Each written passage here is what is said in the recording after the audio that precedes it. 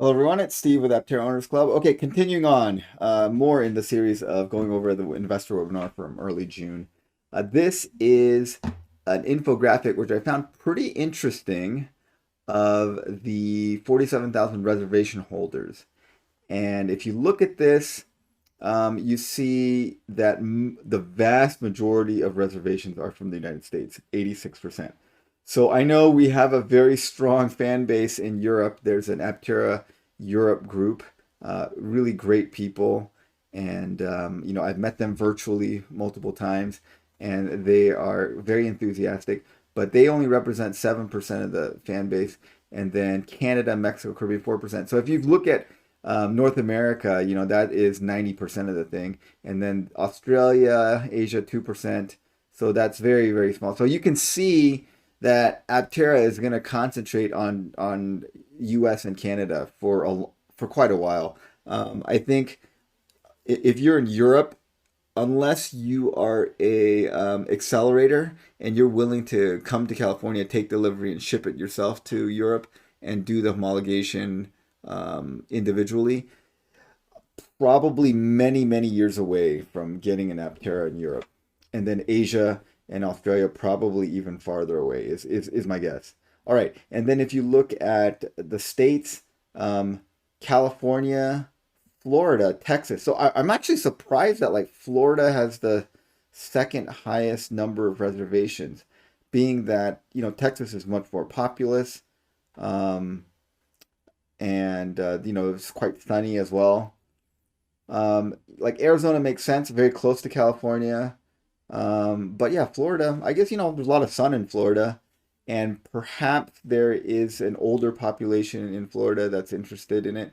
Um, the age demographic for Aptera tends to skew older, and then more male.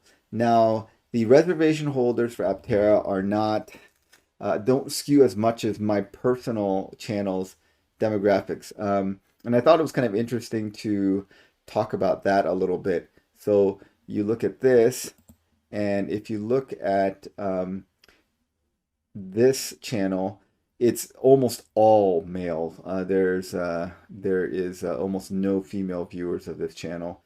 If you are in that 2%, welcome. And I think it's like my delivery or something. It's just very dry. Probably not that interesting. And maybe women are more practical and they don't need to watch a video about Aptera like several times a week about it. And men are generally a little bit more into their hobbies, I guess. I'm just making gross generalizations here, and maybe that's what it is. And then if you look at this, the demographic for this channel skews very much older. So 65 plus is like the largest age group, maybe because they have the most time to watch these videos. But if you look at this, in their group, 35 to 44 is the largest, and it kind of tapers off. So I think these people probably have jobs and stuff, and they don't have time to be watching my videos. These people have more time on their hands. And then, of course, here it's more like 70-30, um, male, female, and this is 98 too. The geographies are tracked pretty well with the reservation. So 78% for the United States, then Canada is 4%, and then UK, Germany. That tracks pretty well with this global reservation thing. Now, I don't think YouTube goes out by state, but I think probably it would mirror this pretty well. So just interesting. And I think, like Chris Anthony says in here, that as it gets more mainstream, we're gonna see this demographic shift a little bit. And I think once Aptera starts delivering vehicles, and then we start having some more practical videos on this channel about how to do things, and like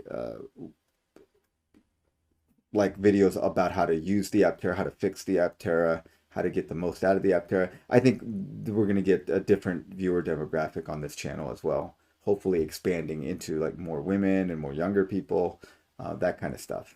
Okay, All right. Then this is their rollout plan. This is how we plan to roll out. This is kind of our heat map of where all our orders are. Obviously, you can see hot in Texas and Florida and California. But we have this amazing accelerator program where we have 2,000 people taking delivery of the Aptera in California. Those will be the first deliveries. Hopefully those will be able to spread the Aptera not just around America, but around the world. It gets us a lot of amazing press. It will hopefully, allow us to complete the rest of the funding plan that we showed you in the first couple slides. We think the accelerator program is going to do so much for the company in terms of exposure and really help us in our growth path. We have our initial reservation holders after that that will receive the vehicles, and then I think things start to really heat up for us.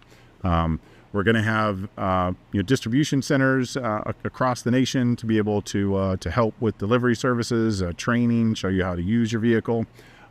Okay, so I'm glad that they're still giving priority to Paradigm reservation holders. I mean, these guys were in from the very, very beginning in like 2019, 2020. And I think it is right that they get priority here. So accelerators, obviously, they're gonna start by the number that you are on the accelerator list. Then the Paradigm reservation holders. I'm assuming that these Paradigm reservation holders have to switch to the launch edition to get this, because that's what's these are all launch edition vehicles. So I think accelerators, then Paradigm, then Ambassadors launch edition, California launch edition. Then they want to start these distribution channels. I think this is going to take an influx of money before they start doing this stuff, and then they're going to go to these other states. But really, we have some states that are really easy to sell into and some states that are harder to sell into. So some states like California have very little restrictions on how we sell the Aptera. So you can order it through the website, we can ship it to you, everybody's happy. There's other states where they're a little more persnickety, Michigan being one of them, where they have really strong dealer laws. So you can only sell vehicles through dealers, and that makes it more difficult. We've partnered with some tribes to be able to deliver Aptera on tribal land, and then be able to ship to some of these places. So it'll be a little more unique delivery situation in some states. But the phase one states are many and most of our orders, so we don't see a lot of terrible resistance. But then getting the Aptera internationally is we've got a lot of orders internationally, so we want to see the Aptera across the world as soon as possible. We want to be able to build plants in the Netherlands and Australia and Germany and Spain. So we aspire to do that as quickly as we can too. Okay, I'm gonna go back to that slide a little bit. So that was very interesting that they're planning on partnering with some Native American tribes to circumvent some of the dealer laws in some of the states. I think Texas is another state that has strong dealer laws. Texas, Michigan, a couple other states.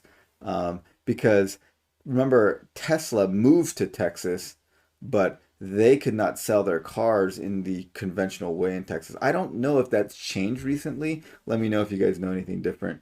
But I think like this part, this is like we're talking probably if we start production in 2025, I think distribution centers aren't happening until 2020, late 2026 or even 2027. So that means phase one or two states, that's not happening into 2027, I think. That's my guess. And I think international, maybe 2028. I don't know. Let me know what you guys think in the comments below. All right. Well, thanks for watching, guys. We'll continue this series tomorrow.